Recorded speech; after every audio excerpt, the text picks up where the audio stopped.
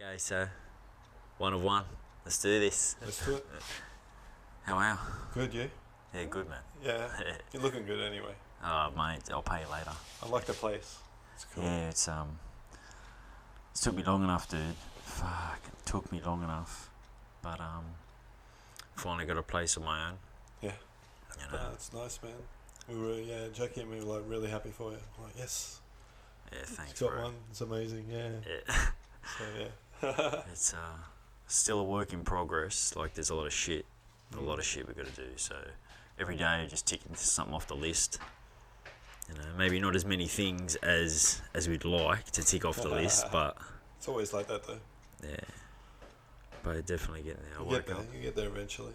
I got a nice surprise this morning. I woke up and the missus had hooked in and decorated out all the shelving, and I'd racked up all my snowboards and or a couple of them, and skater and that as my shelving, and then she's decked it all out with memorabilia and shit. So Nice. yeah, I like it.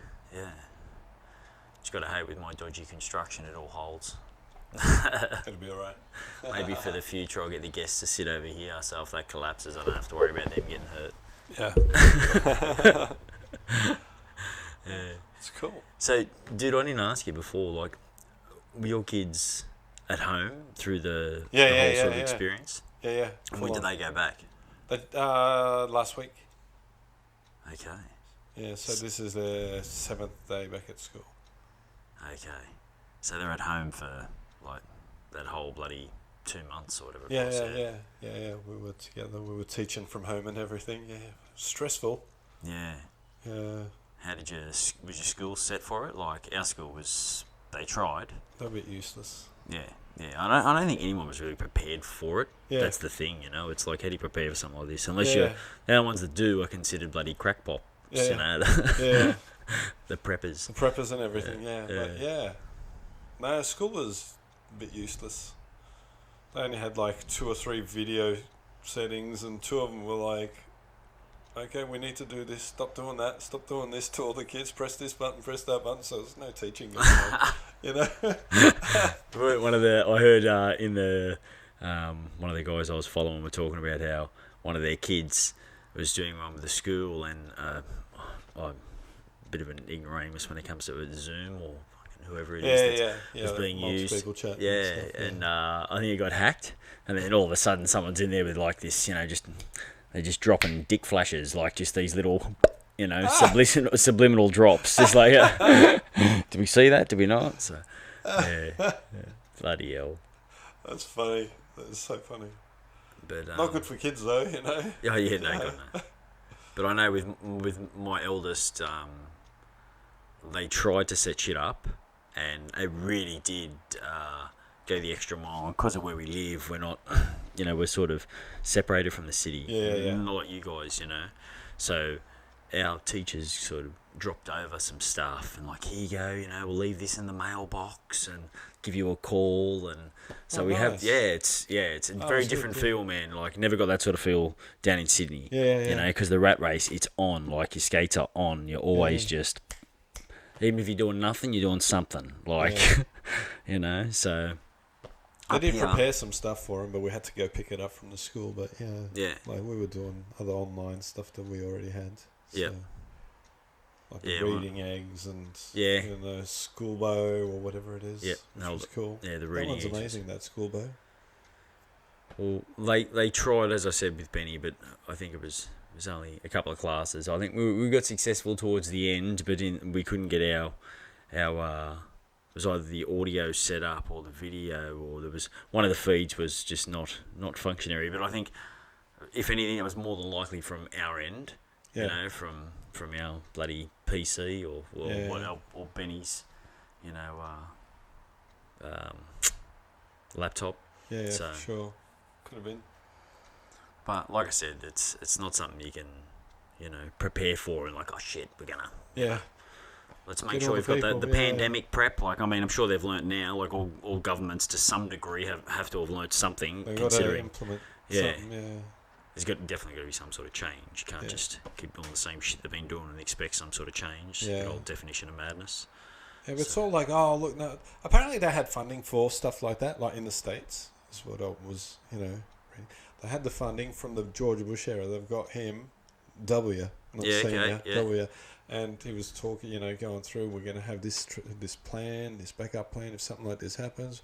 And they had, like, dedicated people looking after that and the funding and everything. And it went straight through with Obama. And towards the early times of Trump, he's gone in and just cutting stuff. Oh, look, we haven't used that for how long? Axe that one, what's that going to do? Okay. And they cut budget for this thing, disassembled groups that were looking into stuff like that, all placed all around the world. Yeah. And then, a couple of years down the line, something happens. Like, it's crazy. Yeah. Yeah, oh look, man, he's a whole nother animal, like, we'll go there. Yeah, shit. He's, look, I don't know, man. Sometimes how do you just sit there and lie? How do you just sit there and lie when people know? But what, you think every other politician that's been in his position No, but like, the eyes are like, the world's eyes are on you. You're like the leader of the free world. And just to be able to say stuff like that, and 2 weeks down the line, say the exact opposite and go, I didn't say it. Then someone will play the video, and he'll go, oh, that's fake news, and people believe him. But dude, okay, I watched a presentation done by I think it was Sky Bolt, Andrew Bolt, and it was a quick presentation about like all the disinformation, and it wasn't until I watched this that I went, are you serious?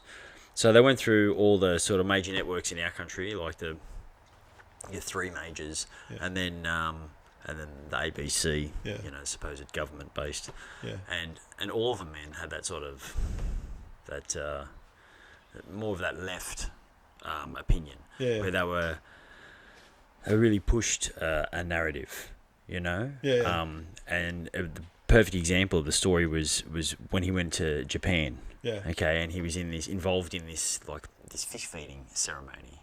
So there was a snippet shown around the world of the Japanese leader doing his feed with the spoon, and very delicately, using the spoon in his little box container and feeding and just looking like it's done. And then the next snippet they go to Trump and he's there and it's just turned over. And so of course your visceral reaction is just like, what the what are they? Look at this, what an absolute pig, man. But then when you look into it, it gets broken down. Well, this is the actual full length of the footage, and the whole footage shows him doing the exact same thing. He's copying the Japanese leader. So he's spooning when he's spooning, and then when the Japanese leader first tips and pours, to clean, then Trump follows suit and does the same thing. So just got snippets of the Japanese leader doing the feeding with the spoon, and then just cut to Trump just pouring out. Boom. And he's a pig, and look at this. Look at what he does. This is the type of guy he is. And it went, mate. People are running with it. Then I believe, I'm pretty sure it was Bolt. We'll have to check this out. He's put together, showed where some of these guys got their research from. So one of the guys that had written something for like either the ABC or pardon, maybe not the ABC. One of the someone, I really haven't watched that Bolt because oh, look, don't get me wrong. I'm not saying he's it's just that was just an example of someone that showed this sort of the amount of disinformation. And there's been times where I've watched him for some stuff, and everyone's like, you can't. Because he's considered sort of, the right now here in this country, but it's like, if we even have that here to that extent, it's obviously nowhere near like in the States, but it's growing. It's definitely growing. We're having that sort of that possibility for that sort of nationalist Aussie fucking look at the Cronulla riots. And then you've got these sort of lefties that are just let's love everyone, let's let everyone just come and be free and just let's love, and it's like that's great. I'd love to invoke the Terence McKenna in everyone, don't get me wrong, but not everyone wants that. Not everyone's going to be like that. Some people want to rape and pillage a village. That's because, or maybe because they're just not good. You know, we Yeah. humans are humans, and there's some of them that are greedy, some of them that are nasty, some of them are lovely. Like, but you're going to get these takers that are going to take, and you've got to have somehow, some way, whether it's education, enlightenment, whether Yeah, I what the reckon it'd fuck be it is. education. You got to educate from a young age to be Yeah, a bit well- more acceptable. Not just like, I'm not just talking about the nationalistic, on Aussie that you're saying with the Cronulla rights, but the Lebos, the Asians, whatever, they've got to be taught to Oh, yeah. respect more. During class, it's got to Yep. be in the upbringing. Yeah, yeah. It's, you got to Oh, mate. take away that freaking nationalism. That's Yep. what separates. Oh, But you've got to have, like, every action has an opposite and equal. Like, you've got to Yeah. have a force to oppose the resisting. Like, Yeah. it's... So when you've got these people who just let everyone in, let's just everyone be love, and let's Yeah. pay for everyone and give everyone everything, and you're going to have a force that says, fucking no, Yeah. don't give anyone anything. Yeah, This is all true. ours. This is mine, Yeah. And there's not enough of the in-between ground, that common Yeah. sort of, there's not enough, Yeah. and it's sort of when anyone gets to the stage where they're close to, or they have an opinion that starts to think, well, okay, you can see both sides. One of those sides will then dive into the fact, well, if you go back here and look at you saying this, you would. It's like, man, we all change. Yeah. Shit. You got footage of me like 20 years ago. Oh my God. What, Crazy, ridiculous. Like, well, and as people in ourselves, like, constantly changing. We can't. Yeah. We're expected to have this, once we have kids, we've got our shit together. And I think we got more and more parents now that ain't got their shit together that are parents than when we were kids. Or maybe the fact is just that we know about it. Yeah. I mean, I don't know if it's the fact that so many parents raised kids and they had that sort of mum at home to take care of them, and dad working, and mum, gave them the love and took care of shit. Yeah. And it wasn't hard times. Not like Yeah. the shit maybe their parents had gone through or whatever, because they didn't want that for their kids. Like my old man went through some tough shit, man. Tough shit. He left school at a very early age. He worked 2 jobs. Yeah. He supported a family at 14 or some shit. Like stuff I wouldn't have done. Yeah. I wouldn't have got up and had been an apprentice bloody pastry cook, and then when we did an apprentice painter, and worked my ass off at 14 and left school. Like, don't get me wrong, I wanted to go get a job, but I wouldn't have got 2. Yeah. And then my brothers could stay at school, and he was the middle, or he wasn't the, so it just, mate, I couldn't. I've had it so easy by comparison, Yeah. and I think that's in a way that makes a lot of people that I know a little bit too soft. Whereas I've always wanted to make my father proud, we'd run every night together, he was a competitive bastard, so I've got this competitive streak in me, so I push a little bit harder, I do a little bit more, than I can't just be, average Joe, because he gives me the shits and it'll be too competitive, but now I'm learning to accept that, in a sense, so it's, it is what it is. M's here.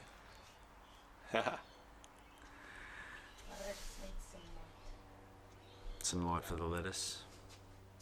And that's the other thing, like I got on the FaceTime with Mum and did a little walk around the house because border restrictions and shit, so she can't come up here anyway, and just showing around the yard and like, oh look, there's the veggie garden, and here's the compost, and she's like, oh, your dad would be so proud, and he would be. The old man, Oh, he that's great, he was a master in the garden, and even more so in the kitchen. I mean, his garden was for his kitchen. I remember your front garden back in Villawood. Bass Hill. Bass Hill, sorry, yeah. Now, well, the backyard was where all the veggies and his tomatoes and his bloody all his. Yeah. I'm not here, darling. I'm working. That wasn't me, actually. I haven't touched them. No, not those. Wrong ones. I'm telling you. Look at someone else. Go on, give those death stares to the children. About yeah, telling you. Yeah. So I know, like, there's so many parents that I see now, man, that I deal with. Or dealt with at work. Yeah. That I look at some of the parents and the situations they're in, and even myself, like, we give over this information so much easier than my father was suppressed with information. There was no information given out to anyone. Like, I didn't know as a child financially how we were.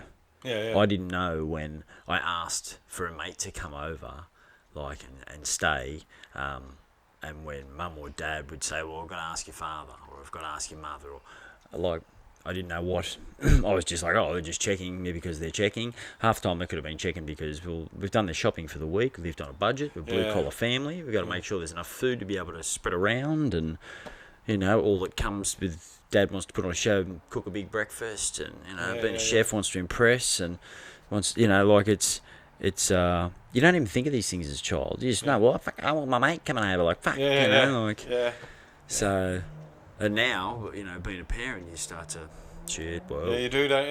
Yeah, it changes. Oh, being a parent, it's like, so much, you know, the responsibility there, and, you know, I've noticed that after becoming a parent, you're more concerned about your mortality. You know what I mean? Like, I've got to look after myself a bit better.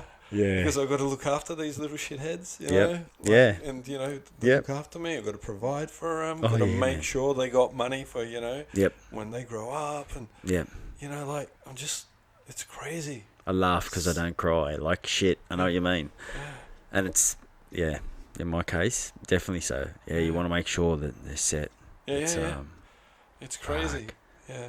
See, that's freaking... And the concept of time too, like, you didn't really care. To time, you just, once you have kids, it's like, oh my God, it's your 5th birthday, and it's like every year now, like, shit is accountable, you know. My boy's 8. Yeah. Yo. My boy's 8. Yo. You know. My girl's 6. Yeah. Shit. Dude, like, soon it's double digits, and teenagers. I know, and, crazy. Oh. Yeah. Shit. Who would have thought, eh? Oh, as long as I don't get up to all the shit that we got up to. Yeah. You know. Yeah, talking about, you were saying something about 20 years just earlier, and I was just thinking, it'd be about like 20 years before I left for the ships, remember? Yeah. It would have been 20 years, eh? Yeah, okay. September 11, I remember I applied, and then the planes hit the towers, and then it got put off, me going, because I got hired. Yeah. And it put me off. So, was that 2001? Yeah.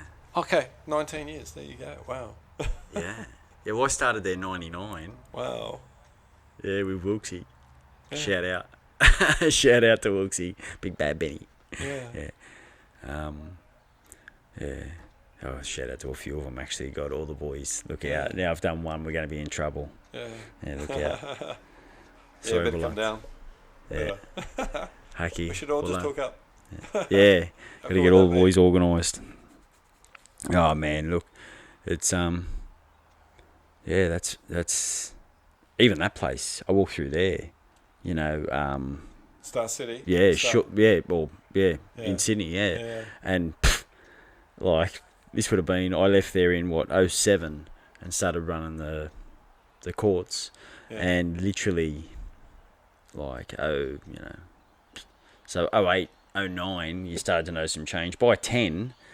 It was just no one with personality was left. Everyone that had personality had the life sucked out of them, you know, or had been promoted to a position where their personality was forced to be somewhat subdued. You know, it's it has a way of doing that, doesn't it? Yeah, man. Yeah. Fuck. And then when the boys told us about Georgie, I was like, oh man, you know, she was just awesome. Super, just she's the greatest. Yeah. Was she a community leader too? Man. Were we in the same community? Too, we were, right? Yeah. That's why we were doing everything together. It's where the lunacy began. Community number 2. Yeah. I remember driving Bullants home, you know, Benny, and dude, first bit of mischief. It was hilarious that first night. It's like, what's I can't smoke that stuff, you know, it makes me cough, and just try it this way, have this, you'll love this, nice and easy. And that was it, mate.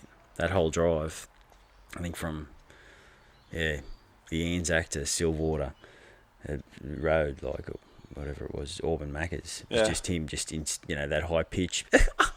It's just in stitches. Yeah, I know. Yeah, he's funny That guy. was He's got a it. funny laugh, eh? Yeah, fuck. Yeah, I talked to him the other day as well. Like, got on before you joined that conversation that we were having. He phoned me up and we were having a talk. Yeah, he's doing all right. And what were you saying about one of the boys like getting done? Yeah. Get this thing, eat this thing a bit. Can it come back to you a bit more? No, I'll move Yeah, that I don't table. know. Let's do this. Yeah. There we Move go. this bastard. Yeah, no, that's okay. That's okay. Yeah. I don't know. Like, Yeah, you were saying one of he the. was telling me one of his guys, the Chinese police, apparently just started testing or something. Took hair I thought it was follicles. Turkey. You said No, when he went in back. China. Oh shit. Yeah.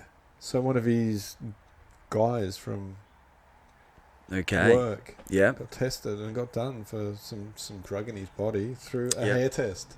Okay, so this is a mainlander living over there. That's, Yeah. A citizen. Yeah, I think Yeah. so. Yeah. Yeah. So that's An crazy. employee. Oh, Yeah. look out. So of course they go. And what? It was just a rant. I don't know. How does? I don't know how they do it over there, but Yeah.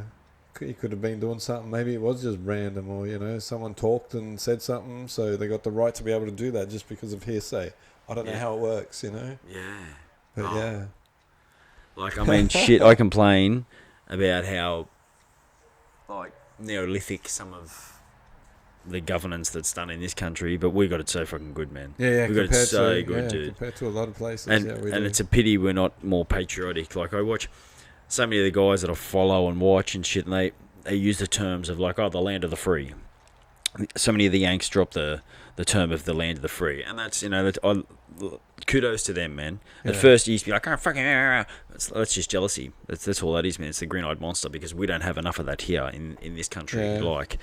But it's not free if people are dying when they go into because they No. can't afford to go to a doctor. Yeah. That's not free. Yeah, that's far from that's free. way, Like, way if you disgusting. got the flu and you just can't go down to your local quack, then it's the furthest thing from free that's possible. Yeah. So look, there's so many things where I think, we do things really, really well, and then there's other things where I think, okay, holy shit, we're dropping the ball here in this Yeah. country. This is so far behind. It's unfunny. Yeah. Yeah. Example. Well, okay.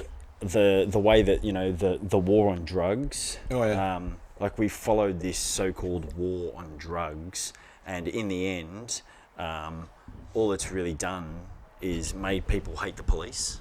Yeah. You've got people who actually fear the coppers. Yeah. Rather than when I was a kid, I wanted to be one. Yeah.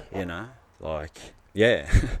And now I'm neither here nor there. Like, I definitely don't have the same respect and admiration. I Yeah. think just, we know a couple of guys who left the CAS and went and joined the force. Oh really? And the two guys, I couldn't even tell you their names. I'm Yeah. sure through the boys we could all catch Yeah, up pretty and much, yeah. finger point. But these two dudes were straight up stooges, man. That you knew once they got in any position of power were the type that would abuse it. Yeah. Because they'd been bullied, they'd been picked on, they'd been put in their place or Yeah. whatever. They'd been trod on or whatever. Like, Yeah. it's, for whatever reason, these guys are not the type of people that should be doing this work, and that's happening more and more. And that's why we were talking about earlier. Like, I know so little about the case. I haven't really looked into it. Yeah. But fuck, that's why this shit's happening. Like, this, that happened in the States. Like, it's Just letting anyone in. no. type thing? Like, I talk about having a brain fart. Totally having a brain fart. I look at, like, I've totally had a brain fart. One too many hotties. We're talking about your mate, Which one? Floyd. Oh yeah, So, yeah. yeah. My mate. Yeah. Yeah, poor dude, man. Oh, dude, no one it's deserves. disgusting, bro. that. No one deserves that. It's disgusting. And this is, I mean, I don't even know how we got here from But we're talking about the whole, the police force and this sort of police brutality. There we go. And we're back. The police here are quite heavy-handed. Don't you think? Oh, yeah. I don't think so. You reckon? Yeah. I don't know. Oh, well, when it comes... By comparison, I'm so untravelled. So by my journeys, I got no idea. In the States, like, they can't just come and ask for your ID and just check you for no apparent reason. As of when?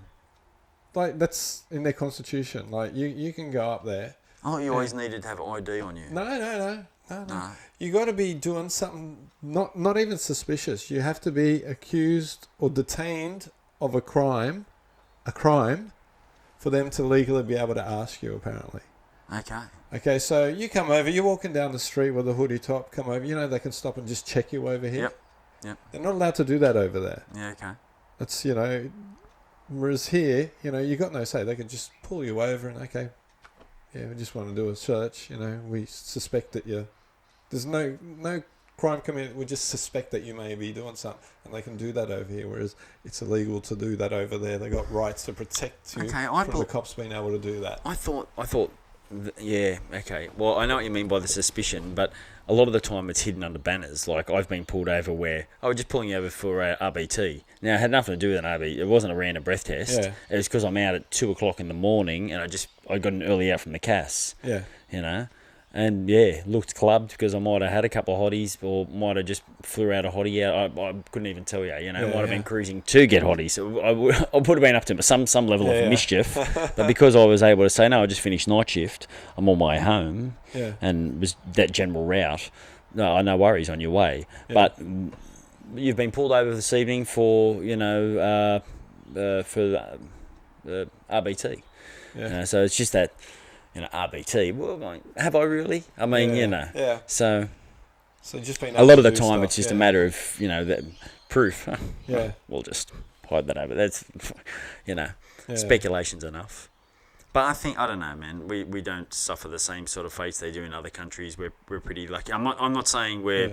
Don't get me wrong. I'm not waving the banner saying it's the best. This is oh my god, like. No, it's far good. from It's good compared to many, many other countries, but we still need a few things to fix up. So how many places you've... Okay. Yeah. So how many... Let's go. You've travelled, right? You've travelled. Yeah. So, shoot. Here's me talking about... I got no fucking idea. So comparisons you can give. Let's go. I've been to comparisons of the policing and stuff. stuff. Okay, well, first of all, just where have you been? Rattle off your roughly bloody... I've been to 50 countries or so. Okay. 50 something countries, yeah. But that's from work, travelling and work and everything like that. And that's just all on the ships. Yeah. Oh, no. A lot of it was travelling with the missus. Oh, okay, as well. Yeah. We went and did quite, European, North African, Middle Eastern backpacking trip. Jesus. Which took 3.5, 4 months. So that's the one you went on recently? No, this is... When's the one you went recently, just before... Oh, no, we just came Cambodia and Thailand. We just came from there. Okay, Yeah. What was the pictures I seen of... Was it Europe? Was it Which ones? Oh, shit. When you first come up and stayed at a place at the other house. Oh. Yeah, we stayed up there. No, I can't remember now. I can't remember the pictures, but yeah. Oh, So how long was that? 3 months? Just travelled? 3.5 months, yeah. Yeah, just zigzagging, went to Morocco, then made our way up through Spain, then just zigzagged through Europe. So how's that? That's a totally different world, isn't it? Yeah. What, Morocco? Yeah. Oh, yeah. It's beautiful though. Beautiful country. Beautiful people. Totally different over the fence? It's yeah. Because it's... I don't know, Spanish, after the Arab Revolution that's happened recently, apparently it's all gone a bit more to shit. Okay. Although all that's North African area. Well, they've destabilized Libya. Yep. You got Egypt in there, which the people destabilized, and then America said screw that, and they sent in the army again. And now it's, against the people again. Yeah. Okay. And just Algeria and everything, they got rid of their dictator, and they're doing quite well actually, women's rights and everything like that, from what I've been reading. Okay. But Morocco was really nice. We went through there. Oh, funny story, Jackie, the missus, she's gone through and she's like, okay, we're going to go see this. She's got these towns. I'm like, okay, cool. So we go into, is it Marrakech? No. We flew into Spain, and from Spain caught a train down, and from the bottom of Spain caught a ferry to Tangier, which is the main thing, the closest part to Spain, I think. Yeah, okay. Yeah. So that was a bit crazy, people in your face, and it's like you're hopping on, you virtually hop into like a taxi, but with other people. It's like a Mercedes-Benz or something, but they're just driving like crazy fast down these shitty roads with just people in the back. You've got luggage on people's arms. No one's wearing a belt. Like, this is crazy. But you got to ride through it. You just live the experience. It was really cool. But yeah, you first got there. It's like went from Spain to there, and you're like, whoa, culture shock straight away from Spain to there. And we got to our place. We ended up finding the place. Got to sleep. Got up. Just travelled around the town. Amazing. Just beautiful architecture. The people are nice. People saying hello, talking to you. Yeah. It was really, really good. It surprised me. It was really, really good. Yeah, man. Then from there, she's organised a little town on these hills called Chefchaouen. So we get there by this bus, and I didn't think it had shock absorbers. It's just like, broken spines by the time, and we're sitting on the wheel, crawling out and this shit. Is bad. My neck's off. It was so bad. Yeah, we end up going, and we get there, and straight away, he's go, want some hash? I'm like, you're welcome. Yeah. I'm going, not in Morocco. Yeah. I'm thinking, Yeah. This guy, how does he know? Like, what do I know? Undercover cops. You hear stories. I'm not going to do that whatsoever. Yep. So we go on there. Little do we know that Chefchaouen was the freaking hash capital of Morocco. Yeah, Moroccan hash. Yeah, and it gets transported around Europe through. It comes out of there and gets. Yeah, so you're going to get the best of the best. You're not going even their shit is going to be better. Yeah. Well, I'm like, no, I don't want that. Didn't have it. Just out of my holiday. I don't want to be locked up. Yeah, no, that's So, and that shit's real too, mate. You're a foreigner. Yeah. You'll turn into someone's puppet. And I mean metaphorically, they're getting their hand up there. Yeah. Jesus. Yeah, crazy. Yeah. But no, it was really good. I thought it was nice. It was a beautiful part of the world. Yeah. So we went from there up to Spain, saw Granada and everything like that. It was pretty cool. Where all the Moors and that were set up their towns when they invaded Spain back, in the day. Oh shit! Remember that? Okay, so that's how they got the Moors came through Morocco and invaded and spread Islam across. That's the last hold that's there really of any Spanish influence, isn't it? That whole sector was pushed pushed right away. But just the agriculture there was quite amazing. You've got like your Spanish agriculture, cathedrals, and you've got like your Moor agriculture, which is more Islamic tiles and designs and everything. You got a clash of both of things there, which is cool. I thought that was quite amazing. Two worlds. Yeah. I suppose that'd be like that'd have to be like going into the Middle East too to some degree, in like Israel and Palestine and I haven't been to Palestine, but I went to Jordan. I was in Jordan. Jordan was quite cool. Do you remember Walid? Walid. From the casino, Wally. Wally. So he was from Jordan. He's Palestinian. I can't remember a lot of people. I got like mind blank of people at work. Oh, dude! In those days, we were. Oh my god, that was just chaos. Like, come on, this my overtime. This is my overtime. This is my overtime. How are you doing overtime? It's terrible. Yeah. Fucking hell. But I remember him telling us, like he'd organised a holiday, and he flew back home, and within 2 days of him being at home, or a day, on the news, it's tanks have surrounded villages in Palestine, and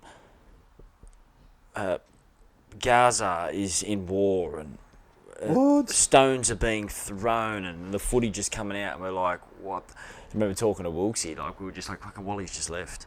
Yeah. So months go by, and he's only supposed to be gone for couple of weeks, 3 weeks or something, to see family. And anyway, within the second day, he's woke by his brother, get up, and it's like the crack of dawn or before. Yeah. He's like, what do you mean I've got to get up? Fucking we're on holiday. He's like, no, we've got to get stones. The army's coming. He's like, well, we've got to what? Get stones. And, you know, Wally's moved down to Wollongong. He's a little bit ossified, kicking in, you know. He's like, fucking stones? What? Your tank's fucking, what are stones going to do? So they get up and, army comes in, surround all the males, just put him in the centre, get on the truck, take him to lock up, and he's standing there, he's like, okay, well, how long do I go before I walk to the front of the cell and I go, mate, I want to see the boss, you know. I'm an Australian citizen, you know. Yeah. And he goes, mate, as soon as I was just like, get him out. Get him out. We don't want, with international dramas, just get out. Yeah. Oh, wow. So, crazy. Yeah. It had that much pull, the passport. Yeah. Wow, Well, crazy. just, man, and a lot of the time it's bad press for foreigners. Like, I remember Bullant telling us when he got pulled over in Korea. Yeah. Okay, and he was on the piss. Yeah. Yeah, and he just a few too many, you know. So you could tell he'd been on the sauce. Yeah. And they come around and like did a little sobriety test or whatever. To look, mate, you're too drunk. gone. Yeah. We're gonna, you know. And the young guy was gonna just ready to lock him up, you know, because he's a foreigner. He's carrying on, you know. Turks like he's fucking, you know. He's like, come on, fucking.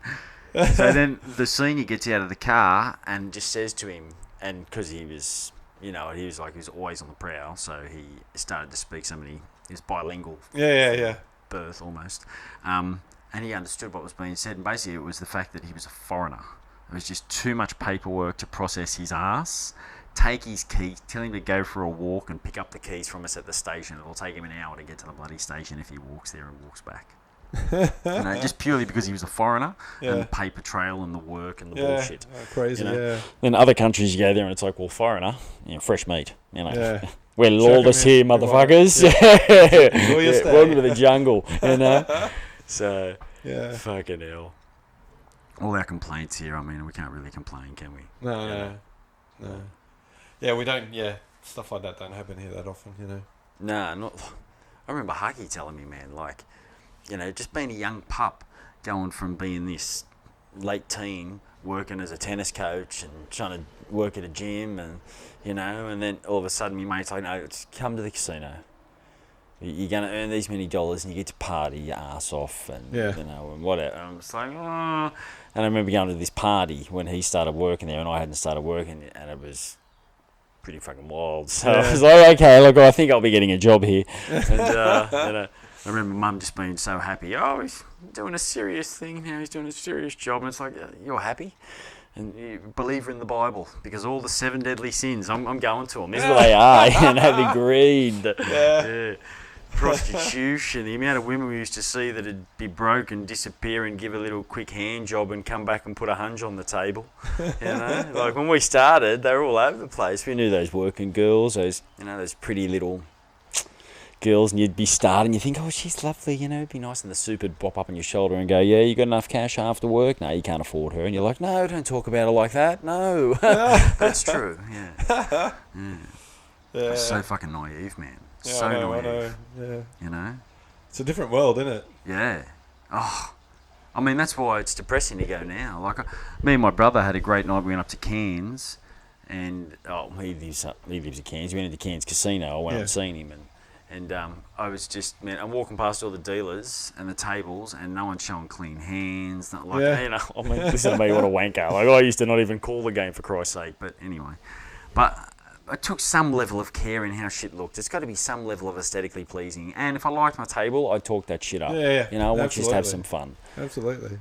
But these robots were just like, they were packing shells, and that's all they were doing. It was just, us on a bad day, you know, on a very bad day. Like, no, not even us on a bad day, because the chip work was disgusting. Like, I could have, you know, like I haven't touched chips in almost a decade, and I still got up there and can cut and drop cut better than these fucking puppets. Like, well, it's not about the aesthetic anymore, is it? No, not at all. It's all not about. There's no pride. Just as long as you can deal fast. Yep. Do it. Yeah, pump it out. Yeah. Yeah, don't worry about the... Talk while you're dealing. Yep. There is no feel good. There is no common courtesies. There's no small talk. It's just, let's go. Any more? No more bets. Let's get it. Give me your money. Yeah. You know. And it's not so much the dealers, it's more the fact that, you've got there's hands per hour. And like I remember when we started, and it was like, you do a shoe in an hour. Like, your first shift and it's freaking take it forever. And they'd say to you, look, give it 6 months and you're going to go through 4 bloody shoes without even trying, with your eyes closed, and that's cutting them, with 6 fucking deep. I mean, two decks off the back and you still got 6 in there, or cutting them deep. So, but when you start, it's that whole just shit your pants, and going through the thought process is so much slower. I mean, I got so many things I learned from that place that I was able to use later on in life, and go back to like my old roots of like going back to coaching. And for years that I've taught, the couple of decades that I've taught, I've used certain terminologies and teachings that I picked up from the casino. And they didn't even realise. Like, well, the whole sort of the speed of processing when it comes to like the subconscious. So when you're working on your subconscious, you're like 4 to 5 times faster in your processing. So it goes to show that's why when you start and you're talking through your ace and a 6, 7, 17. The whole thought it's all a thought process, and that's why you get your one bloody shoe. And even when you start to really understand, you've graduated and you're dealing and you've been there for a couple of weeks, you might get a shoe and a half, but it's still a thought. You're not switching off yet, not after a week, not as a noob, not as a lumpy. You're still using your... Yeah. So as soon as you go on that switch, that autopilot, man, that all the processes are just amped up. You're on the juice. You're on steroids without even meaning to be. It's crazy, isn't it? That's the same as tennis. Yeah. So we use that sort of, you go through the process and you make sure the process is the best possible way. As far as biomechanics go, there's the least amount of atrophy on the body, the most amount of efficiency, and the most amount of grunt and torque that you want to put on this thing when you're giving it a slap or a crack. But to get that, and to get that naturally, when the pace is hit at you at the same manner, you've got to do it over and over. It's that mass repetition until it becomes something that's instinctive. There is no thought process. And once that's the case, then you can handle someone cracking down a serve. But if you're never prepared and you don't put in the work, you ain't going to do that shit. And you're always going through the thought process. So you'll get up to a stage... Being ready for this or this or this or this. And it's not an instinct, So like if I go and play a pro, I'm going to get my ass kicked because the instinct to work at that high level is not something that I've done. I've hit with, shout out Big Bad Danny Farah. I've hit with him, and he's like my, Master Pooh Bar. And he's been on court with Murat Safin. I don't know if you know him, but he's just. I remember that name. Yeah. Modern day players have like their coaches in the box, and they've got their trainers and their family, and Safin. You look up in Safin's box, and he'd have like an entourage of models. Just hot women, it's just a fucking stud. And could cane a fucking tennis ball like no other. Where was he from? He's Russian. Okay, yeah. He's now a politician. Oh, okay, wow. Yeah. I remember one of his last tournaments, he came over here and we got off the plane with a black eye because he just finished getting into a pub blue just before he got on the flight to come over for the Hopman Cup. Yeah, he was a wild man. So yeah, look, Danny goes on autopilot and just makes me feel like I'm 16 again and just a dumb grunt where I don't think about my tennis. So I play anyone up here and I'm fucking hosing. And it's not because it's just because it's where you are. If I'm put with a bunch of E-grade tennis players and I'm a D-grader, well then I'm going to look like a bloody A-grader to them. Most of these guys think their A-grade is like, oh, you should have played pro. It's like, you got no idea. Like, there's levels to this shit. And I'm down here as far as where you can go. Like, the amount of hours, the fitness, oh my God. It's non-stop, isn't it? The demand. And the tear up of the body. Like, fuck. So, always risk of an injury, just the general wear and tear, man. Like Murray was on the anti-inflammatories the whole time he'd do the hardcourt tour, just because of how brutal it was on the body, the knees, Oh yeah, his ankles, knees. He's retired now, hips, isn't wear he? and tear. Yeah. Yeah. You know, so, but I shit you not, going back to it, the casino taught me a lot that I was able to transfer in little ways. You know, there was things that'd be like, oh my god, that is transferable, and I think that's the key. Like, I watch some of the guys I'd really admire. They've managed to be somewhat sort of chameleons, man. I look at you, dude. You're a fucking chameleon motherfucker. What do you mean? You know, well, you got your own little business set up on the side. You're constantly looking at other little things to do, and look, okay, I'm looking at this. If I can get this sort of, I'll get a patent on this, and then get this. If you're not getting it done, you're at least thinking about getting it done or moving on to the next thing you can possibly push to get done. And when they're right, you get them done. Yeah. Dude, that's fucking, you know. Yeah. You don't want to, you know, I just don't want to be stuck in one form of income, you know what I mean? Yeah, or whatever it is, you know, like you've got yours. You're the same too. Look at you. Yeah, mine was sheer survival. Yeah. Mine wasn't through. I'd love to do it to the extent where now it's by choice, which is what this is. Yeah. This is hopefully what this will eventuate to, even if it's $1. It's something. Yeah, and it's by choice. Yeah. It's not by necessity or just sink or swim, motherfucker. Like, you got to survive. So, the casino, I left that, and the courts were by choice. Yeah. And I was, but when I wanted to do that, I've been sending out that fucking message, man. I will have those placed. Yeah. I'll get them one day. They'll be mine. Oh yes. And it happened. I got them. But then, cut a long story short, marriage crumbled. First marriage, very hard. Been a single dad. Yeah. Hated going over to the courts at bloody 10:30 at night with the kids in the car and locking up the courts, and they're in their pajamas, and then they're asleep in the car and run around, lock up, and let's go back home, put them into their beds. Oh man, killed me. I just felt like I was being a terrible dad, and I had them, see, I'd left by most then of the time. And I wasn't around for any of that. I was on the ships then, wasn't I? Yeah.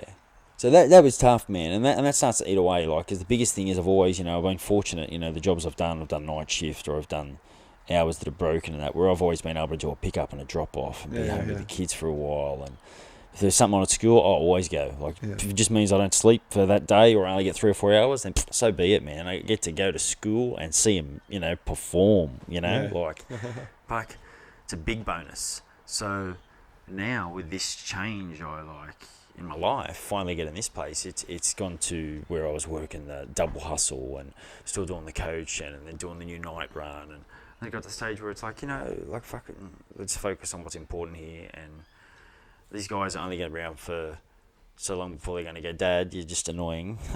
Go away. So we've got to spend as much time now, and what we put in now, to help them be the best. Like we were talking about before, you worry about where you're going to leave for them, and not just financially, but how they're going to be as people. Like, we want to raise good little humans, man. I want good humans above all. Like, when I was younger, it's like, oh, you want a son that can kick some ass and fucking, just a savage motherfucker. But I want a good human. I want good fucking humans. I want to know that the people that I've managed to bring into this world have somehow left it a better place. That's essentially, and I think if we were more, everyone's sort of really just are focused a bit more on themselves and the people around them, and the shit in their own beds. Collectively, we'd all fucking, but at the moment, it's just a matter of everyone's just put here and put there, and they've all got to fucking do this. And, oh, they're to blame. These crazy motherfuckers. White looters and white privilege and fucking, oh my God. And just, all bullshit, man. It's all like, everyone wants to, how come a dickhead isn't a dickhead? Yeah, you know what I mean? I know what you mean. They're born at the rate of 1 per minute, and they die at the rate of 1 per year. Dickheads. Yeah. Fuck, we're never going to get rid of them. Yeah. So how come we're not talking about the fact that this guy is just fair income, a dickhead? Yeah. And that's what the problem is. It's not that he doesn't like black people or white people or doesn't like any colour. Fucking doesn't like people. He doesn't like feral cats. He's a dickhead. Yeah, you were saying you heard that they. Oh, with the George Floyd thing now, right? Yeah. Yeah. That's Yeah. what we're talking about. You were saying that that they knew each other for like 17 years. Well, or it's something, only. you were It's saying. only. I mean, I haven't researched that myself. I just know Okay. that Mads had told me something that had come out, and when I was listening to one of the boys that was podcasting the other night in the States, Yeah. Callan had brought it up that basically these guys had worked together. It was something like 17 years too. It was quite a long period of time. So fact check me, call me out, motherfuckers. Yeah. Sorry for Yeah. giving out the wrong information. I will tell you Yeah, straight you've up, got to it's get the not right. 100%. Yeah. It's just what I've been told. I know there was problems. So they knew each other or something Yeah, before. yeah. They worked Yeah. the same. So what if times that or was something. the case, then this motherfucker just hates this motherfucker, and he's just a dickhead motherfucker because he's just publicly tortured a human to death. Yeah. And this motherfucker should be punished. Yeah. Like this is. And those people that stood around, those cops that stood around, Yeah, let dude. it happen. How can you let that shit? Like, how can you protect? How is that? I don't even. I was talking to my mate about this the other day, actually, too, and we're talking about the whole sort of privatisation of the prison system. Yeah, in And America. and he was saying how he thought it was a lot higher over here, and I didn't know. I know our overstayers, so the detention centre. Yeah. That's privately owned at Villawood. The Villawood, yeah. Because my mate, he works there. Yep. I don't know if I should sing out shout outs to him. But I will. I know that they're owned by a German company, so then after speaking to him, I got on and checked it out. I think it's something like there's 101 facilities in Australia and 9 are privately owned. Just not. So it's it's not nowhere that much. near the same sort of America percentage is just ratio. all privately Yeah. owned and like to make money, like get it in there. Well, And- hasn't that going like I've watched a good one, one of the I couldn't even tell if it was a crackpot conspiracy theory or one of these ones that are sort of trying to push a certain agenda that's has logistical numbers behind it, but it goes along the lines of the amount of people that get put away Yeah. for a substance, for weed or Yeah. in the states that it's not legal. yeah. The amount of people is fucking ridiculous. And then when you become a repeat offender, the amount of people that get locked up for the most bullshit of things, Yeah. by comparison to some of these Yeah, other they had that 3 motherfuckers. strikes thing for a while. I don't know if they still have that anymore. Remember Okay. that? I know they. So you got they 3 had something here. strikes, and after that you go on for 20 years. So you can have like 3 bits of shoplifting, for example. Like you go on 3 loaves of bread on 3 separate occasions, you get caught. That's Yeah. right. You're a repeat offender. You're going in for a long period of time. Yeah, see, Like it's not like it's just 3 strikes. Yeah. that's Crazy. fucking insane. That's what they had. I don't know if they've lifted it now or Yeah. they've changed it or anything, but that was like in the Reagan times, I think it was, that came out. Man, I honestly think there's got to be some sort of change as far as like the whole idea behind law. Yeah. Is to give us that sort of that governance on what is supposed to be socially acceptable, what is beneficial, what is right, what promotes mankind. We're making sort of regulations and laws to deter bad choices, bad people, bad fucking karma, whatever. Yeah. Yeah. But how is it that some laws seem so fucking unjust by comparison? Yeah. You go to some countries and you're carrying a bag of fucking coke or whatever up your ass, and you go, mate, motherfucker, they're going to publicly firing squad, Yeah. But someone who's raped women or murdered, we'll lock them up for 20 years, Yeah. or that's what I was going back to with that war on drugs. Like, it's just fucking bullshit, man. The way people are treated, like, you're telling me that Terence McKenna is an evil motherfucker and should be treated like some sort of rapist? Like, this is one of the most peaceful, mindful humans. But yeah, he was into psychedelics like you wouldn't fucking believe. So, oh my God, mushrooms, acid, it's... Yeah. I was going to have some names prepared so I didn't look like such an incompetent fuck, but Hey, first here one. we are. Improvements. There was a there was a podcast of Rogan's I watched within the last 3 weeks, Yeah. and it's a gent who's written a book on the links between Manson and the CIA. Yeah. and this book's taken 20 years Wow. of his life. Yeah. You know, it started as it was going to be a monthly or a weekly article in a magazine. Yeah. And then he went off and collected the evidence. I think he was given 3 months at first. And he came back and said to the boss, "This is what I got. I can't run with this sort of thing." And the guy's like, "Fuck yeah, no, I'm going to pay you. Go and dig deep." You know? Yeah. It's 18 months later, still digging. Yeah. Boss's ass gets fired because what are you doing? You're paying this guy to dig for 18 months, like. But the hole is so deep. You go down that motherfucker. How long is a piece of string? Really? So Yeah. he only presented what he could prove, Yeah. what he laid out, and there is paper trails, and there is links to institutions, and that whole sort of Rogan lays it out as far as basically trying to manipulate that ideology because that whole free love had started taking over the world. Yeah. Psychedelics were huge. They were a new thing, and the experimentation was just everyone was getting on it. You know? The left, mate, they couldn't handle that. Yeah. Government in power could not let that be. So they had to somehow make it look like all the left are these evil fucking psycho hippies. Yeah. So we set up this dude and we make him look like this is what happens when you get on psychedelics. Yeah. You get into these fuck fests, you know, and then you go and kill people. Yeah. You know, and you So become a cult leader. That's what happens when you get on the drugs, like, you know. It's like the old reefer madness, just on repeat from the 30s. They've remade that movie as well, eh? Oh, shit. Yeah.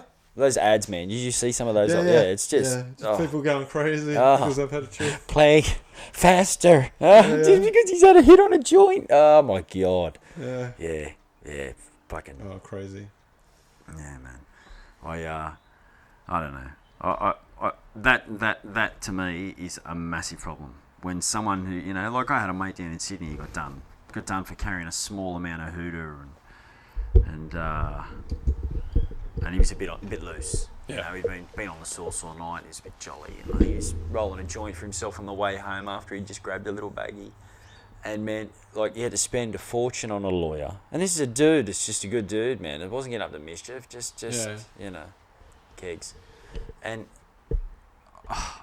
the amount of money and time and bullshit he had to go through for these motherfuckers to not even present evidence, to fucking bumble on numbers, to fuck things up and not have shit ready, and him to have to go back again and go back.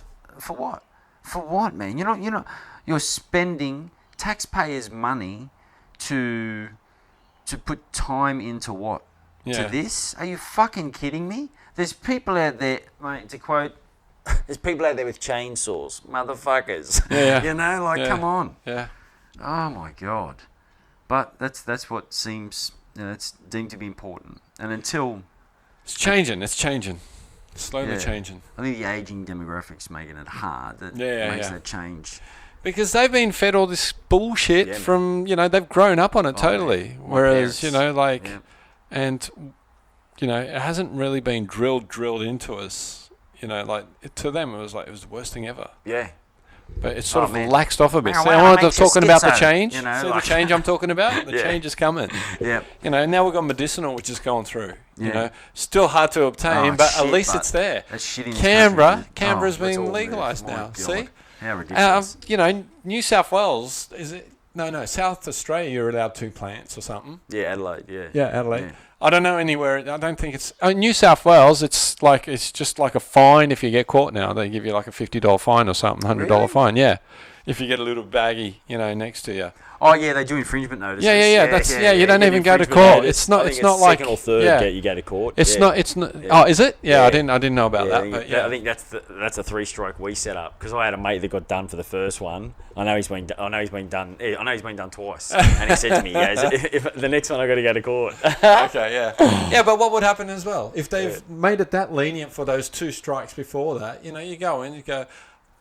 What are they going to send you to? Like Anglicare for some, Well, now, I don't know, mate. I don't know. It depends on who's sitting in the chair because the law is still the law. Yeah, if they follow it to the letter, they're going to fuck you in the ass. And it's not a good thing. Technically, federal police can still move in Canberra and stop these people that are doing it, Yeah. well, they can't because Just in Well, case it's- we've got it's- some it's politician's federal law. child here, we Yeah, can't yeah. have them in the papers. Come Yeah, on. true, Hey, true. shit. Hey, I've always had. I'm going to take a time. Yeah. Can I quickly? Yeah, let's do it. I'll be back. Yeah, sweet.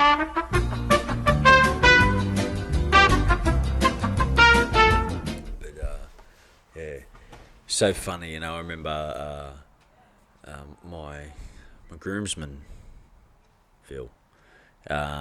He's only about half a year away, and when he first moved up here, he had a mad Dutch mate moved in with him. Yeah. And his thing was, when I come up and seen him one year, I think it was like 05 for the Origin. And his thing was like, he loved meeting, he'd come to this country and he loved meeting like Asian women with Australian accents. Yeah. He's like, so he met this little Vietnamese girl and she was like, "G'day, mate." And he was like, "Oh." Oh, funny as. Yeah, it's man. I never understood it, but I mean, I never understood it. I never got it. I understood it, but I never got it. Like, it never happened to me. I never got bitten by it. Where, you go to the casino and so many of the blokes were just like, "Oh, we just got that fever." Well, Bulant's ever since I've known him. There's some man. That's that's your thing. That's your thing. Like, a beautiful woman's a beautiful woman. I don't give a fuck. Like, I couldn't care less. Yeah. Couldn't care less. Yeah, it's beautiful woman's beautiful woman. She could be purple. Yeah, for sure. Honestly, Absolutely. if we're rocking, yeah. Yeah. And especially now, like, once you get older, man, it's more about, is this someone I'm gonna spend the rest of my life with, or an extended period that they're gonna tolerate me for, hopefully for the rest of my life.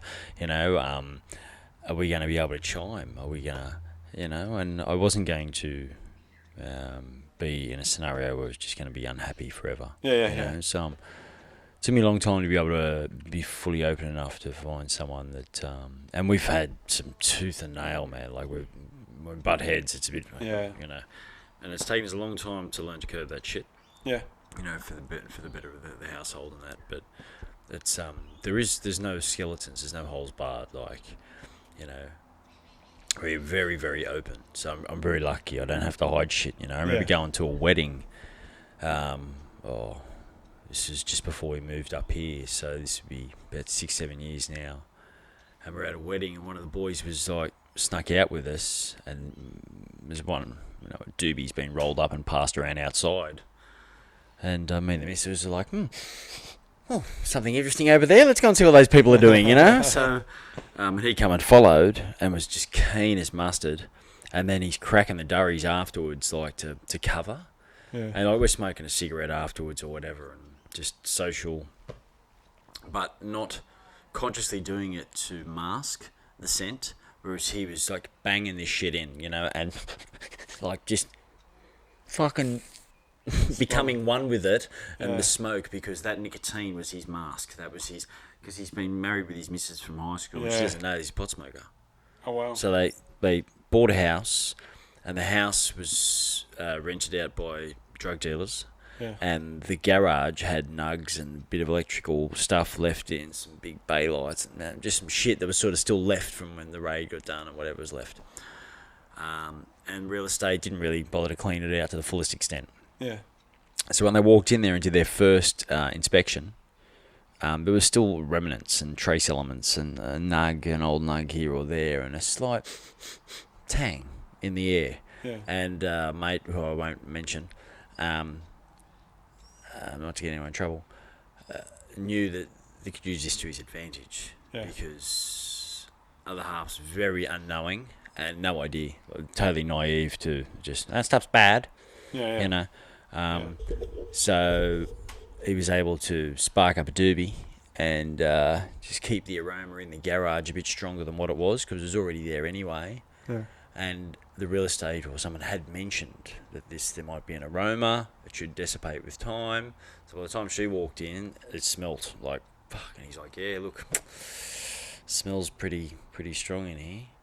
So a year on, cut a long story short, a year goes by, and he still gets off by, that's his smoking shed.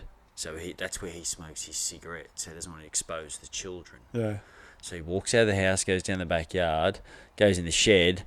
hits his billy, stashes it, rolls up a cigarette, and smokes his cigarettes in his smoking shed, and then his missus will just come in and go, it still smells a bit funny like that. Yeah, fuck, some Too people. funny. Yeah. Yeah, well, I don't get that. Like, that's no trust, is it? Man, I think some people do. They don't think that they're gonna get anything, and so they're gonna hold on to whatever they can hold on to, and they will tell it whatever they think it wants to hear because they want to hold on to that shit. Yeah. But it's never. It's short term. Like it's that fucking short term gain. I fell into that same sort of shit, man. Yeah. Presenting a load of bullshit. You want to put your best foot forward, but there's got to be more than just the element of truth. Like it's, it's. Yeah, there's no use going there strutting around like you're some fucking Mike Tyson, and then all of a sudden Evander stands in front of you, and then you piss your pants because you're gonna get caught out with your missus. She's gonna see that you've been talking shit. Like it's gonna, you know what I mean? Like you can't. Yeah, and it took way too long to and the problem is too. I notice in my life so many relationships I've seen where friends and relatives and older people that we were our generation was taught, respect fucking elders, respect your elders. Yeah, absolutely, yeah. So when we do and we see that sort of a lot of the upbringings of the roles, the gender roles, and the bullshit, and the and drinking, and like especially fucking my culture as far as what we seen like growing up. Yeah. And what was accepted just every day, like it was accepted to just go to the bottle and it was everyday part of living. So it's fucking different times now. Yeah. It's so expensive now as well. What's that about? Yeah, tell me about it. It's weird that I can go in and buy a bottle of wine cheaper or about the same price as a stubby of beer. Yes. Yeah, that's... How's that?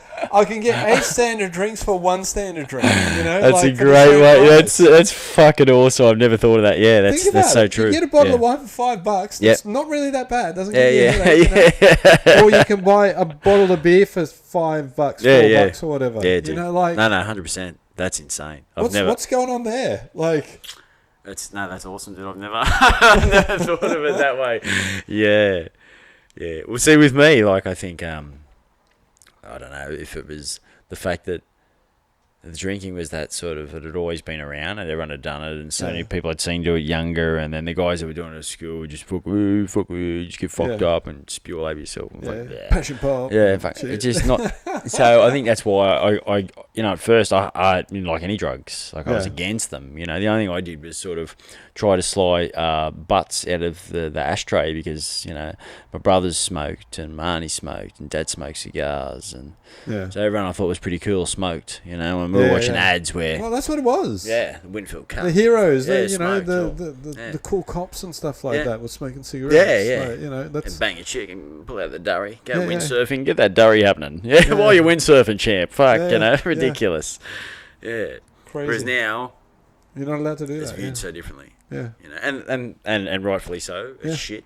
Yeah. It's definitely that's a whole other topic of conversation as far as why the fuck is it okay to go and get durries and alcohol? Because why that's the can you get on government. the piss Because and that's the hit those government things? scam. But the shit that's why is it illegal to grow your own tobacco? Oh, it's because that's the government scam. Yeah. Just like casinos. Yeah.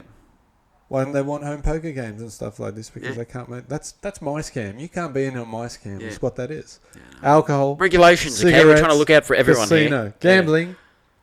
Casinos. No, gambling, alcohol and cigarettes are just... Yeah. Government scams. Yeah, intertwined. Yeah. It's their little racket, Yeah. They make so much from it. So much. And they regulate it however they want, like... It's... But that's the thing. Well, so why don't they regulate this? So why don't they regulate shrooms? Like, why don't they? You know what I mean? Like, because it'd be hard to regulate. But it's not like we're talking about something that we don't know. Like, this is shit that's been told and spread and taught for thousands of years. Then, okay, forget all the hippy jippy mumbo jumbo. Look, John Hopkins has done research, for getting off heroin, cocaine, nicotine addiction, like all through psilocybin or DMT or these psychedelics, what they can offer as far as expanding the mind. Fuck, I remember the first time I hit some savage hooter and was sitting down with some older guys I used to live with, and watched a game of tennis, and man, fuck, a whole nother level of being, my understanding. And I'd played the sport for 17 fucking years or something, 15, 16 years. I taught it at that stage for 3 or 4 years, so I'd do a fair bit. I had no comprehension, no understanding. I was such a simpleton, such a robot.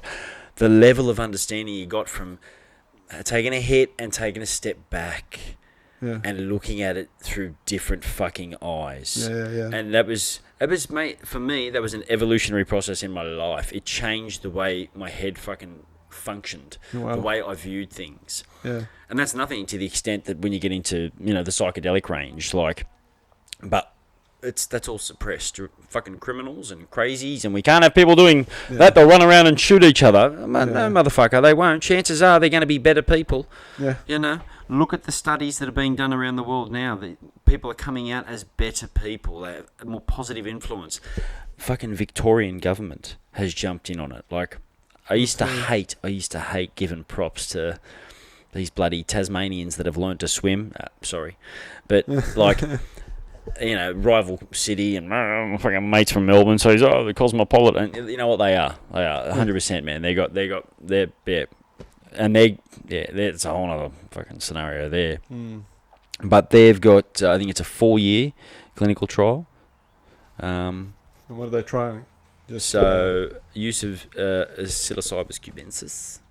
So shrooms to basically with anyone that is terminal. So it's got to do with the psychology of a terminal patient, and how upset they are, what they're dealing with, what they're going through, and what they don't have to deal with, and what they don't have to go through if they X, Y, Z, And it's whether it's through, like the one at John Hopkins on the dimethyltryptamine one. The Netflix did a special on it. The spirit molecule is a fucking mind-blowing. I'll check that out. Amazing, dude. It's amazing. Yeah. Oh, fuck. So whether it's through intravenous or whether you've got to sit down and microdose or however it may be. It's all about microdosing, isn't it? There's a lot, man. It's the latest thing. There's a lot of... Yeah, microdose. I watched a gentleman give a good talk, and he'd be at least in his 60s. And he's like, I know it's called anecdotal evidence, but this is what I've got. And he's got thousands of emails of parents, of people, of social workers, of addicts, all talking about their microdosing experience and what it's done for them. And how they've, after a year, a lot of them don't even dose at all. Yeah. Because they've got to this point where they've just almost reached their process of, evolution to the extent of happiness of where they are in their life, and they don't feel like, and it's that every 3 days, and because studies were showing that it didn't really do anything, that it doesn't do anything. Well, no, that's bullshit. Yeah. Just because people aren't off their heads doesn't mean that it's actually not serving a purpose to some degree. Yeah. And it's the same as the LSD. They reckon there's studies being done now with the LSD about how it gets rid of the mindless chatter, or that negative energy. Oh, you know what I mean? That bit of chatter that just fucking... I get it bad, but I don't do enough physical shit. Yeah. If I haven't... And now the knees have started to blow out on me, like go for a run with the hoochers... And as soon as you get home, like my left knee blew out on me like 2 days ago. It was just fucked. I hadn't even finished coming home and just tried to stride it out like a wanker and see you later. Shit the bed. And I'm limping almost, Yeah. So I know myself, the more I slow down, the more shit I start to... Yeah. And that's now I've got to sit down and look at, okay, well, how I can deal with that. Like, how can I get through that mindless chatter and negative fucking chatter, and how I can... get rid of it or go into it and use it and turn it from negative to positive, whatever it may be. But I got to deal with it a different way because my body ain't handling what it used to handle. Yeah. I can't go out and just pound the fucking pavement. I can't just get into that runner's zone and just forget, or go out and crack a ball for a few hours, or get on the skater. Even the skaters, bro, like hit the deck now. Shit, it hurts. Yeah. It hurts, motherfucker. And because if I break something, I can't for work. Like you got to work. Yeah. Yeah. So it definitely makes life interesting, I must say.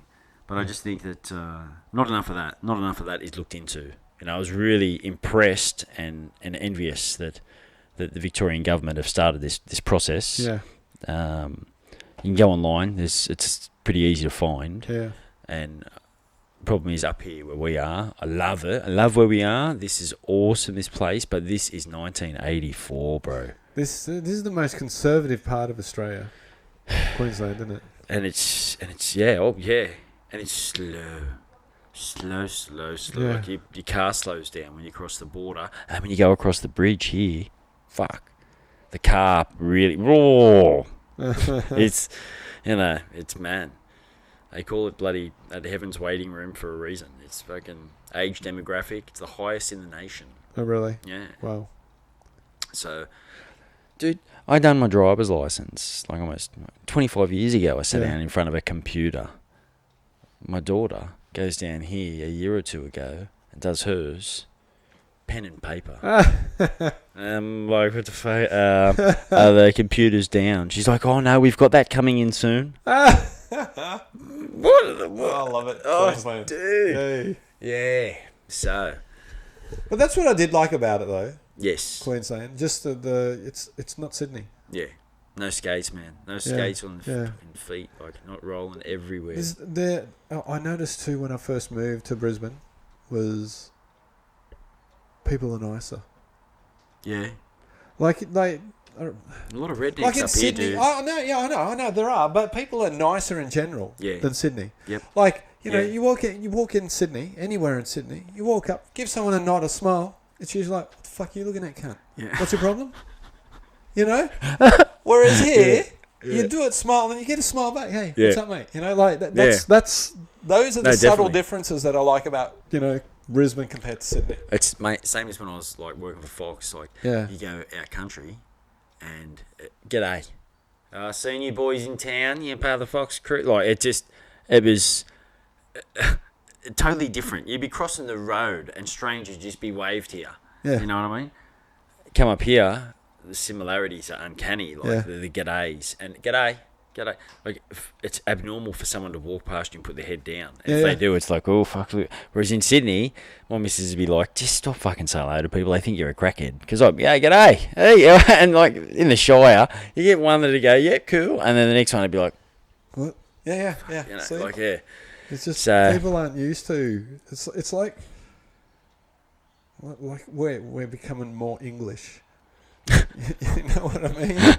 Just a bit more cold and stuff down there, whereas here, I definitely found, like, because the only comparisons I can make are the three. Like, and I've spent a very, very short time, a few times down in Victoria. So, like, I can only, I've stayed at the mate's place and then went down for a punt and went down for work. And so just the shortest of stints, or went and see my brother. And so by comparison, I can't really make anywhere to the same extent. But what they've told me, and what my brother who lived down there for years, and my mate who was originally from there and moved back down there, and his missus would say is they are different people. Yeah. Like Sydney's quite raw. Yeah. Sydney's fucking like Steve Hughes, man. Fucking funniest motherfucker. I love him. Like, he does a bit about how, there's this tang of violence in the air. Like, you're just waiting for someone to go off like a fucking bunger, and that's what Sydney is. That's that, like you said, looking at someone, what are you fucking looking at? That how often, and that's a part of his gig. That's literally what he says, goes to this whole spiel of it. And it's so spot on. Yeah. And then in Melbourne, when my mate moved back there, he's like, well, the neighbours don't, like, it's not... You got to get in the click first. Once you get it, it might take a while. Once you get in the click, everyone's sweet. It's all good, but it's a different groove, Yeah. But man, I got to give them. Yeah, you got to give them props, man. They're progressive as fuck. Like Melbourne. Yeah. So, and if he watches this, he's gonna laugh that I've finally admitted that. But anyway. Yeah. So. But yeah, like you said, man, it's what makes this place so good too. That sort of little bit of backward, slow, very slow feel. This is what I like as well. Look, we're in the start of winter. Yeah. Look at the weather. Yeah, I'm actually getting hot now. Yeah, I was going to say, we're fucking jumper off soon, I'm telling you. Yeah. Yeah, bloody oath, especially out here. So, like we've got to make some adjustments to the studio, but we'll get there. Yeah, I'll have the camera set up on the other side so I can show off my shelf of shit. Yeah. You know. So, but we'll get the boys in one at a time, and then we'll start getting in some other good storytellers, much like yourself, brother. Yeah. Yeah. Yeah, man. We've got lots. Yeah, Lots dude. to talk about. Fuck. I'd like to come up more often, you know. Yeah, like, man. I've told the missus I'm going, you go and see your mates over here. I've got no one. I've got Ryan here. I'm going to go up see Ryan. Run with know? that shit, brother. Yeah. Yeah. So, I'm going to try and do that a whole lot more often. And, as it starts getting warmer, I'll most probably ride up as well. So Yeah, bro. should be. Oh, man, just now we got all this room, dude. Bring the tribe, like, you know what I mean? We'll look at getting one of those boats, like, they're fucking next to Nick's, man. We're going to do that. Yeah. Come spring, let's do it. Yeah. When it's hot, Yeah. where the It's kids too can easy, jump in dude. the water. Yeah. One of those barbecue boats. Yeah, Yeah. we're talking about that. We haven't done that. Yeah, I look Let's at do these that. motherfuckers out there as I'm driving over the passage, just going, you bastards. Yeah, we'll get there. But, yeah, well, I mean, that's what I've got to start using a lot more of the water, like take the skimmy out. But it's not, I want to get a good carbon one so I can go out. But I've got to go up north. There's no brakes here. There's no, I've got to travel 45 up north just to be able to go out and have a paddle amongst something that it's worth playing on, know. But then we got the river down the road now. That's fucking a stone's throw. Yeah. So I said to the missus, how about I get her some kayaks or some paddle boards? But she's she's... Yeah, she's scared of like little creatures though, eh? Mate, if it's not human or it's not a dog, cats, anything else. Like, what's that from though? What if do you think get a from? large flea, What's like that from? What is that from? She puts it down to that there's nothing there's no species where she's from in New Zealand or in New Zealand period that has the toxicity to kill you. This is nothing venomous. Yeah. Nothing. There isn't, is there? No. Yeah. Well, there's not. There's like the biggest thing they talk about is the weta. This just a grasshopper on steroids, basically. That's What's that do? nothing. But that's might give you a bite if it's pissed. I can tell you, like a praying mantis. I wouldn't know, but I don't know. Yeah. But they've got nothing. So I used to have a giant bird that had bend an emu over and show it how it's done. But they've long since Come gone to now. death or something. Yeah, pretty much. Yeah. Wow. Yeah. So. Yeah, we do have a lot of poisonous shit here, don't we? That's another thing. Being a parent, you don't realise. As children, we're out there playing in that shit, bro. I used to make collars for the lizards and. Walk spiders around and fucking, hey, mum, look at this snake. Like, this is fucking, put that shit down. Yeah. Now, being a pet, my little man gets out, and because he's not verbal too, it's not, you can't hey, and coming up here where we are, fuck.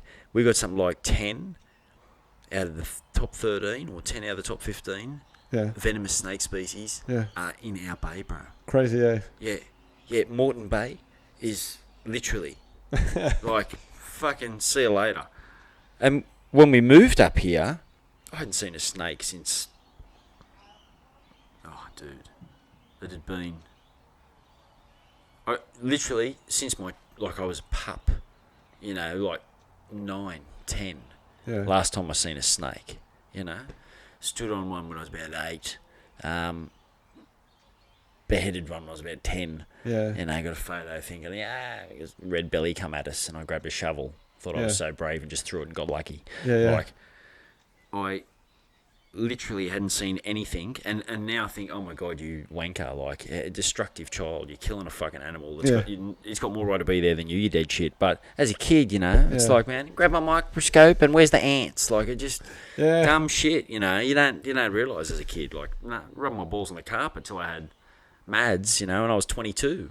Yeah. And even then I was a kid raising a kid. I had no fucking idea. Just get a grasp, and all I want to do is prove to be a good dad. So I went over the top, no swearing, and I'm going to prove to my old man that I can be a good, third one down, a bit more relaxed. Yeah. Oh, it does stress me out, I got to say that. Like, it's not freaking easy. Oh, bro. But just them playing, like the shit, if they go on out, you're not going to play in no creek. Yeah. I know it's in those creeks now. Yeah. As a kid, fucking, we'll go ride the eel. Fuck, I'll go and slap that thing and ride me like a pony. Yeah. Now, my kids aren't going out to play in that shit by themselves. I don't know what's down there. And then come up here. Dude. Yeah. Even the mozzies. Like, I never used to get touched by mozzies down south. I get blood mauled type, here, mate. I get mauled. They don't discriminate. anything.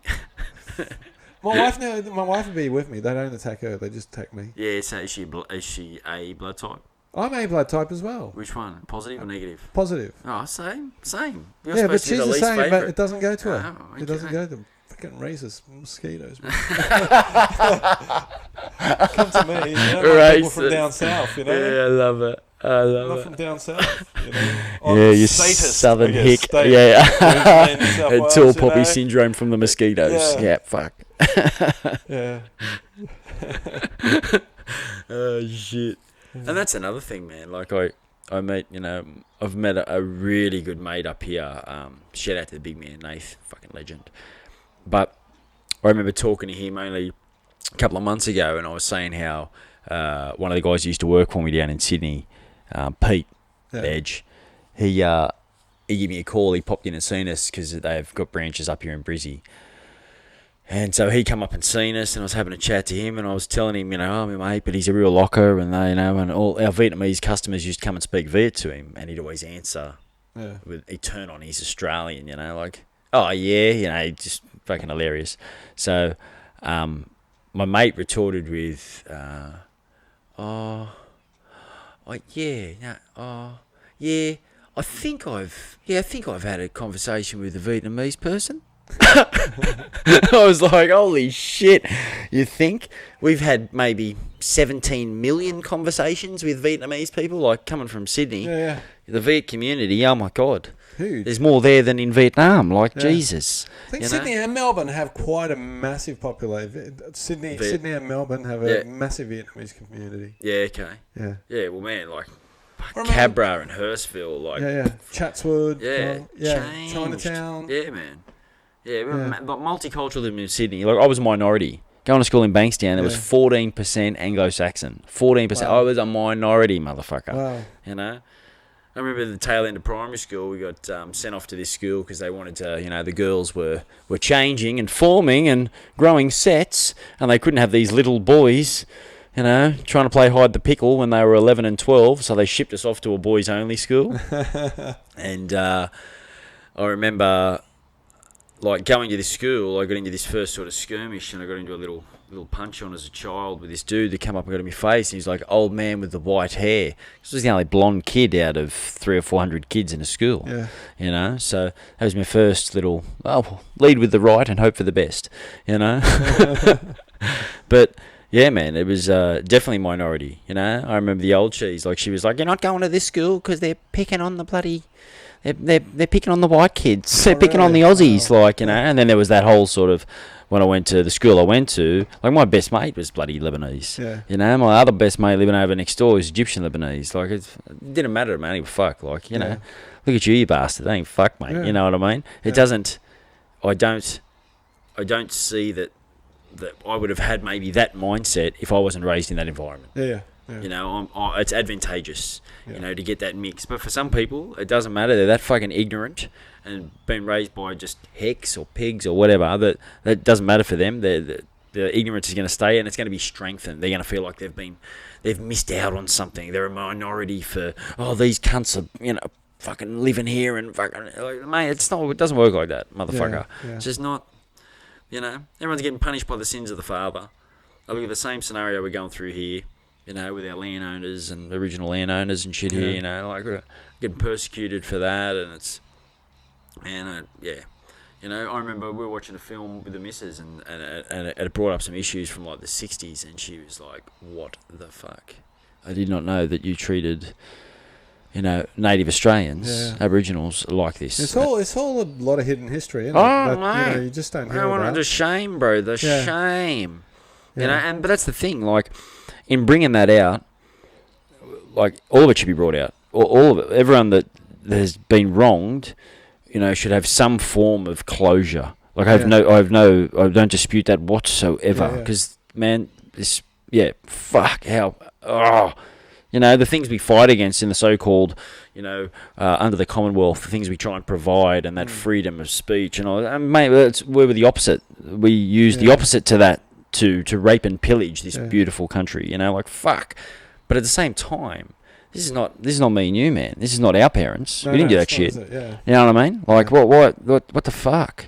So there's got to be that common ground, and then there's, like you said, the truth and the hidden histories, all these sort of things that we brought out. But at the same time, that doesn't mean that we then start flipping shit on our head. Yeah. And people, you're going to be punished because your father's father's father's father was a fucking mate. Like, but you know, there was something that just went on a couple of days ago. I think it was like last week. Like BHP blasted this friggin' traditional site, and it was on the what day did we just have? oh shit. What was the I remember that went through. What was the name of the holiday? The day that we had for Reconciliation Day. We just had Reconciliation Day, and BHP the day before blasted this 45,000-year-old Australian site. Yeah. You know, Aboriginal site, sacred site. Just blasted it. Yeah. You know, like the timing. For one, no, not to say that they shouldn't do it. You know, I don't think they should. So a bit more respect for, you know. For one, like, you shouldn't do it, you wankers. Yeah, and two, and if you're going to have to do it, then Jesus, give these motherfuckers some time to... And then we complain that they're going off and claiming about land rights and everything. When this stuff's happening to them all the time, you know? Like, it's... You got to feel sorry, you know. Like, dude. But the attitude in Australia, I reckon, is pretty much... Yeah, man. Guys, you know? But like you said, so many people are unaware. Yeah. There are so many people that are unaware. Yeah. And then if you're trying to make people aware, then you turn around and people turn around and go, you're one of these hippie free love motherfuckers. It's like, no, motherfucker. I'm just trying to show you some truths here about how these people were treated. And it's fucking wrong. Yeah. It's a part of our history. You want to deny it and you want to sit in a corner, that's up to you. But these are the facts, motherfucker. Yeah. You know. I don't know why the government we have now are sort of like central right, more right-leaning government than central right at the moment, isn't it? It's not the... Well, we've got a fundamentalist Christian, you know, cult-following prime minister. Hillsong is a cult, right? Yeah. Oh, and he's a part of... Dude, I don't debate it. I don't debate it. Yeah. Like, we're leaning more and more towards fundamentalist... The world is, actually. Like, look at Trump and his loud supporters. minority, bro. It's the loud minority. Like, it's the but that's always been the way. The silent majority. They fucking look at Germany, man. Yeah. Nazi Germany. They weren't all believing in this shit, but you know, like this is it's always been the way. Yeah, always. Crazy, dude. It's comfy. Sorry. No, you're all right, bro. Fuck yeah. Yeah. Yeah, but look, as far as the fundamentalism, I think we're moving, but we're also moving in the right direction as far as like the good old theisms, you know. When you go back, we were the poly, you know. I'm stealing here, you know, from the master Hitch. Like this is not just me, Hitchens. You know, basically is just. Goes along the lines of, you know, we're polytheists and had our multiple gods, and then we moved down to the monotheism, so there is one true God, and we're moving, the numbers progressively getting better before it gets to the good old zero, and everyone wakes the fuck up. Yeah, but if we're headed in that direction, why are we being run, like you said, the silent minority, right? Yeah, but... Putting them into power, look, there's the division of religious and state here. Like it's. I mean, I know. You're gonna say, well, you know, Christmas, but yes, and I agree. That's a holiday, you know. Like it's. I'm not going about the Christmas. No one really cares, but like funding towards private schools and everything. Oh, dude, why are they tax exempt for starters? Yes. Okay. Why? Like, I know. I had a good mate McCooley down in Sydney, and he was telling me that his missus got really wrapped up in a church. We won't go too far into the area of Roselands, Beverly Hills, but there was a church surrounding that basically had something like 13 houses, investment properties. Yeah. So when they go in and they do the plates, and everyone goes and pays their tithing and their 10% and beyond, and they do the collection, they go in and do a tally up. And he went to one of the meetings, and they were talking about how many houses they're now ready to buy their next house, and he's just like, what the is going on here? Like, at what point do we start going, okay, well, enough houses are enough houses, and how about now we can figure out, we can run a profit margin, we can do maintenance, we can pay staff, we can do everything with 6 houses, and the rest of the money goes into sponsoring children. or sponsoring or aiding, Yeah. in research, something, rather than just another investment property. Yeah. Because that's bullshit. Yeah. It's fucking bullshit. Yeah. And then they're exempt from tax. Come on, man, this is ridiculous. Yeah. What are we doing here? So, have you ever seen Pastafarians? Yeah. Bro, New Zealand, it's legit. First wedding in the world, Yeah. and Colander on the head. Yeah. and they, and then the whole sort of what is Has that headed off into some type of like mainstream religion though now? Because like they've got like they go on and have sermons and this and that. They have their songs. Seriously, they get together and they Yeah, well, it's only 2 or 3 countries or 4 countries that it's actually. Yeah. It's a. It started off as a piss take, but slowly turning into. Yeah, have you heard some of the shit about it? Like the whole sort of, well, they're pirates. Yeah. That's where there's pirates, there's less carbon emissions and things like that. And these are all facts that you can check, and they are, yes, circumstantial, but they are facts, yes. Okay, there's more pirates in this region, and this region pollutes the world to the least degree. Like, oh my God. That's circumstantial, but like it's, that with the quantum, what is it, they use string theory or something, or to come up with the spaghetti monster. Okay. Because that's their leader, the spaghetti monster in the sky. Yeah, I know. Yeah. So, Well, it's pretty much the whole thought process behind that was, well, you're saying that he's this, why couldn't he be this? Yes. Is what this dude, and it's based on the Bible. It's just changed stuff from the Bible, the book of the flying spaghetti monster. Yeah. Yeah. It's based off the Bible, right? But with their twist to it. Yeah, So why couldn't their one be the true word of God? No, it's 100%. You know, like... Oh, do you remember Hormus from the casino, Hormy? Yeah. Biggest guy. Yeah, he's solid, I suppose. A bit shorter. Yeah. I think so, yeah. Heavy lunger. Loved his lungers, but man, smoked with so much spinner. It was like, get me out of here. Yeah. We'd have to do a separate mix. My God. He put in like a tobacco and a half to a tin to a stick. Like, what are you doing? Get away from me. But anyway, I remember having a conversation with him because I was, 21 at the time or something, and talking to a dude he would have been, nearly 30 odd at this stage, late 20s. And then, and his background too, not just this simplified suburban Aussie boy, He's got a bit more of a demographic and story to tell with the history and the background because of his parents. Yeah. So I remember talking to him when I first found out about L. Ron Hubbard and Scientology. Yeah. And I just said, about the whole sort of, the aliens that have been cast into Earth's volcanoes and fucking the whole blah, blah, blah, the start of the story. And I said, how fucking ridiculous, are you fucking kidding me? Like, how is this? And he goes, what, more ridiculous than someone who, flew on a winged donkey to the moon? Or someone who died and 3 days later pushed a boulder, jacked, and then, just glided up into heaven, or a holy cow. Travelled to a different city overnight, sleeping, and was able to recite whatever you saw there perfectly to a T. What's more ridiculous? Yeah. So and now and I think that's part of the problem, man. We're like blind faith. I talked to a couple of my man. I got a really good mate, a fat man. I love him. Shout out, dude. I love him to death, and he's a smart dude, much smarter than me. But he's very religious. Wow. And I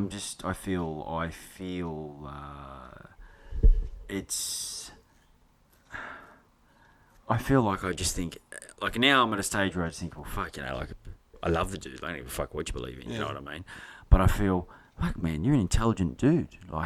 How do you feel the need, whatever it is, whether it's just because it's been ingrained and, that Middle Eastern background and for so long, whatever reason. And some people, it's just the sheer fact they need it. They need to feel like they're a part of the big God's plan, whether that's self-indulgent or whatever you fucking need to stroke the ego, whatever it is, to fill the void or make you feel better. Or I can understand about the communal feeling because it's good to go and where everyone sort of have that common goal. But then when you walk out of church, half the women will be there or blokes will be there going, just see what such and such wore, or oh my God, she said this.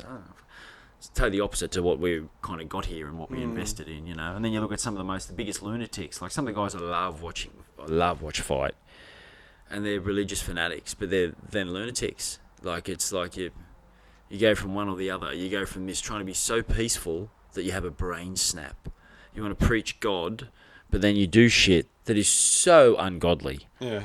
And then all of a sudden it's either Satan's influence or we are simple humans or this, I'm trying as a human to, find through God, and his powers put me here. Man, the amount of fighters like I've been put here because of him, it's like, no, mate, he didn't put you. You work your ass off to get there, champ. Yeah, your mum and dad got together and boom, they got it on, and this is what happened. But I just think we can't ever, like, going back to what I was saying, is we've been taught now to sort of this blind faith. We're people that are raised on mythology. Yeah. Like, and it's not. It's religion. It's reverence. This guy has to have reverence. Why he has to have reverence? Because he studied a book. It's not factual. It's just stories. Yeah. And he's just spent his whole life doing that and doing whatever, God knows what else, to small children. Like, he's got reverence? Come on, man. We've got to pay homage to this motherfucker, like, whether you're a stoned hippie, whether you're a pedophile, whether you're... What the fuck, man? Why don't you look at yourself and look at what it takes to make a good human and a good community and a good person, and you do good, you'll feel good, you be good, etc. Like, not always possible. Some days you have shit days, but looking at myself, my own situation, some of the things that happen to me later on in life, I know there's been times where I've had some brain snaps. I got into altercations. I had a road rage incident not long ago here, where I pulled over and gave this guy a spray because he wrongfully told me, fuck yeah, he thought I was bipping on him on the horn when it wasn't me, it was a car over. And I pulled over like I was ready to jump out and have a go, like, just ridiculous, because of other shit that was going on. Yeah. So often we're so quick to just that visceral reaction to get in there and just fucking, fuck you, man, fuck you, like, yeah. Trying to take that time, trying to make sure that, like, I'm not doing this for the wrong shit. Like, if this is the reaction, this is the right reaction. It's not just me jumping on the bandwagon or letting my emotions just take control. Pictures fell. Hey, my moo-moo. Haha. Just put it down there so you don't lose it. Yeah. Yeah, so... But, we'll get there, man. It's a journey. Yeah. I look at how much we've changed. I know, heaps, eh? Remember you knocking on my fucking door at Wenny, like... we're going to Canberra, or we're going to fucking jump in the car. We're going to Canterbury Leagues. It's like 4 a.m. Yeah, let's go. In the mouth. Here we go. Hey, is that me? Yeah, you and Joey. When you got the converti. Yeah. Joey flipped out on me, man. He won't be watching, but yeah, he got on the drugs way too much that in the end, like, I was talking about socialism and how I think he got on a trip that I was trying to brainwash him. Shit. Yeah. I think he just fried his head way too much. So what do you think about socialism? I think it's amazing. If done right, if you can do it right. Touche. So it's communism, though. Yeah. So, like, isms. Yeah. The biggest problem is they're imposed upon people or by people. Like, that's the fucking error. Yeah. You're trying to get people need to forget the socialism, communism, capitalism, and just become a humanist. Yeah, no, 100%. More towards other people, yeah. But I think that, like with socialism, I like the way that it helps the people a whole lot more. It's more towards the people than towards the corporation, right? Yeah. That's what I really like about it, and I just feel like there's always the possibility, like I was saying before, so many times we're doing shit because we're forced. We're thrown into this situation where you have to sink or swim, motherfucker. So it's a bit of motivation to know that you need to put food on the table. You're gonna get an ass kicking. Like, if you are, if it's not in a way sort of forced. As such, if it's more gifted, you're not going to be pushed. You're not going to work as hard. You're not going to achieve. Definitely, some of the things in my life I've achieved them because it's like, you got 6 hours. It's now 10 o'clock at night. This shit needs to be ready by 4. Yeah. Get shit done. Yeah. And shit gets done. Yeah. And if I didn't have a deadline, then I'll get it around to you. That ain't coming now. And maybe that's me. And that's my you'd like sort of like how it would be with socialism, you're saying? Yeah, to that extent but it's not just like, okay, you don't have to. So everyone has their role, and they need to do what needs to be done in that role. That's you could touché. you could be like not putting down. Like you could be collecting garbage. You could be manager in a casino. So if everyone feels like they can just collect garbage to get by, then we're going to have a world full of garbage collectors and we're fucked. Yeah, that's true too. Yeah, I know. But people aren't going to be that. People have different ambitions. Yeah, and they go through 100%. And do that. But as we've seen with this pandemic that's gone on with the lockout period, those people that weren't supposed to be essential workers or anything become the front line now. Yeah. Whereas all those other high ones, redundant at the moment. Who's making this world survive at the moment? Those people that were low-level workers. Yeah. Well, they should be getting the danger money, not your security guard that was working night shift because he's not even working anymore. So that danger money. But what this little pandemic has proved is that look, they're not this fucking shits on the street, But it's also gone the other way where you said, okay, well, if everyone does what they need to do, well, we had a pandemic that was involving a respiratory problem. Yep. And we had a toilet paper shortage. I know. I don't know what that was for. Bro. Laughter of the globe. Yeah. Motherfuckers, please. Are you serious? People are just retarded. So and just follow. That's sheep mentality, though. Man. Someone's buying it, I've got to buy it too. Oh, good little sheeple. I'm telling you. Yeah, it's that's where the problem lies. There's way too many of us that need to be told what the fuck to do because just ignorant as shit, don't care, don't want to know, and like shrooms, bro, they just want to be fed shit and kept in the dark. And there's way too many people like that. Yeah. Unfortunately, I've got friends that I know that are distant friends that you pull away from because you feel like, and I'm sure people have done that to me too, where they feel like I wasn't aspiring or going after it enough. And it's like, well, those sort of things change your perception of what going after it is. For me, going after it is making sure I spend as much time as I can with my fam. And I'm there to not miss a fucking thing because life is too short. Before you know it, I'm going to be kicking the bucket. I'm already at a stage now where I can't move like the way I used to move. Yeah. Things are slowing down. Yeah. You're going to keep slowing down. How old are you now, Ryan? It's at 41. Wow. So I'm still, don't get me wrong, I'm not talking like I'm gone. I'll still get out and fucking haul ass. Yeah. No, I'll take a day to recover. I'm just trying to remember because, age never came up with us. Yeah. You're 41. I'm 48. 46. Oh, look out, 48. I know, crazy. I'm 49 this year. Oh, sweet. No. I'll have that against 2000, you forever, bro. turning 48 this year. So. Yeah, I always knew you were a few years older, but I never knew that much. Fucking old, man. See, you should have been teaching me better shit, man. Fucking misguided youth. Fuck. Yeah. Oh, crazy. Fuck. Yeah. Fucking earth. No, dude. Yeah. Fuck. I don't know. I tell you, it's. Oh, that's another brain fart. That's okay. I think I might. Come to you. Hey. I was say I might have to take a break myself. Get this jumper off.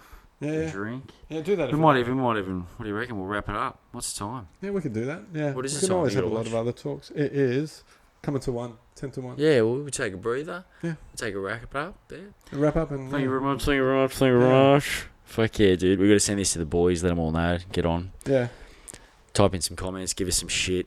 Yeah, for sure. That's why I didn't do the live drop because I thought if we did a live drop, they're gonna harass. If I let all the boys know too, man, fucking, we're gonna get harassed. The amount of bullshit we're gonna get. Oh, you fucking winkers. So, make this private at first, though. Yeah. For the boys, then see where we take it. Yeah. Nah. I'll come up. I'm gonna come up more often, man. Because sweet, I do. dude. I fucking love hanging around with you. Yeah, bro, and vice versa. It's good, man. Like I was saying before, life's too short. You start to weed out the friends that not only that are not going after it. It's the ones that you don't. It feels like it's almost. I was speaking to a mate in Sydney, and he was with some friends that he felt were. We used to say like there's splashers and swimmers. Yeah. Okay, and we want to go for a swim. There's only so long you're going to splash for and be content with splashing. But some people just love to splash. Yeah. I want to do anything else. It just splashes. And if you're a swimmer and you stay splashing for too long, it starts to eat away at you. Yep. And that shit that eats away at you causes you to make some bad choices. All of a sudden you're in a rut or you're in a routine that's not for a swimmer and you're becoming a splasher by defect. Yeah. And you're not happy with it. It eats away. it takes away your happiness. It takes away who you are. It becomes detrimental to you as a person. Yeah. You know, and that's where not enough people sort of self-assess and go, well, fucking, it's time to pull away, or time to evolve, or time to, you know, to do what's necessary to make myself a better person and feel better, to do good and feel good, be good, etc. Yeah. You know, rather than just go through the motions. Yeah. You know, I was fortunate coming up here, like, and then got back in touch with you, and I was just like, fucking yeah, dude. Hooked up with Carly. Yeah. Carly's here now. Yeah, man, that was insane. Like, it's a small world, man. Yeah, she wants to hook up. My does. Yeah. my groomsman, man. Like, I tried to find him when we first got up here. The missus got on Facebook, and it was like, okay, he's in France, but it's his last name is French. It's just a misread by me or whatever. I'm, you know, useless, tits on a ball when it comes to technology. So I just thought, I couldn't find him. Got a mate to look him up. He's like, yeah, no, bro, I can't find him. Then I get a phone call a year ago. Yeah. And I've been here for 3 or 4 years. And he's like, dude, I'm at the courts. Where are you? I'm just like, what the fuck? Dude? So went around, caught up. Yeah. You know, and the same thing. He's only half an hour away. Oh, wow. You know, Crazy. so it's a small world, man. I'm like 50 minutes away. I didn't realise. Yeah. I've got Jace has just moved here too. I don't know if you remember him, bro. I've known him since I was 4. We went to preschool together. Oh, wow. So this is crazy. like, you know. Yeah. But all the boys and that, we speak, but it's not like the, you know, and horses for courses. We're into different shit too. So, you know, some of the boys that I know so many of them that are not into smoking or, you know, or any sort of what they would consider misbehaving or mind expanding or meditation or, it's all just, fuck, I gotta fucking know. So, and, you know, and then I've got mates that I talk about fighting with and other guys that are not into sport and guys that are in. So we've got to take the good with the bad. But some of them, you know, that you got to keep a bit of yourself to yourself with, whereas I don't have that with you. Yeah. You know, and a few of the other guys we're really close, we don't have that. It's just, this is bones, man. Here it is. Yeah. You know, balls to bones, like, fuck. So, it's good shit when you find mates like that, man. You gotta hold on to them, you know? Yeah. And considering, like, we were only working together for, like, 2 years at max. Yeah.